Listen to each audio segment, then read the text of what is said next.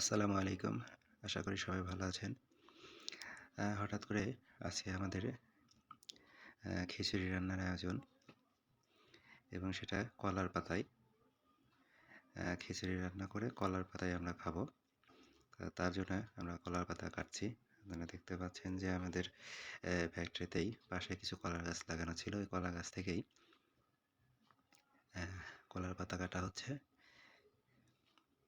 এবং এই পাতা কেটে আমরা অনেক আগে খেয়েছি। তো লাস্ট কবে খাওয়া হয়েছে সেটা মনে নেই বলতে গেলে। তো সেই পুরনো স্মৃতিকে নতুন করে জাগানোর জন্যই হঠাৎ এই আমাদের আয়োজন।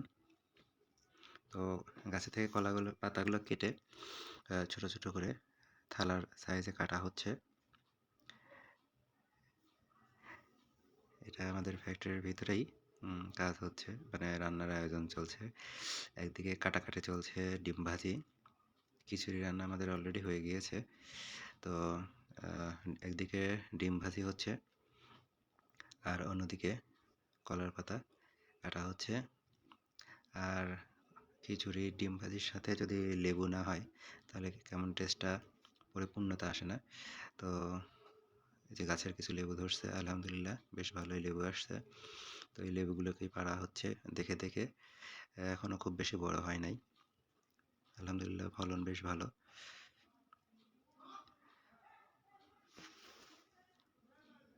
ফুলও আসছে আলহামদুলিল্লাহ। এটা হচ্ছে আমাদের 12 মাসি লেবু। লেবু কলার পাতা কাটা কমপ্লিট হয়ে গেছে, খিচুড়ি রান্নাও কমপ্লিট, আলহামদুলিল্লাহ ডিম ভাজিও হয়ে গিয়েছে আমাদের। এখন শুধু বাকি আছে লেবুর কাটা। আর এই যে কলার পাতাগুলো দেখতে পাচ্ছেন, এগুলো কেটে এখন আবার সুন্দর করে ধুয়ে নেওয়া হলো।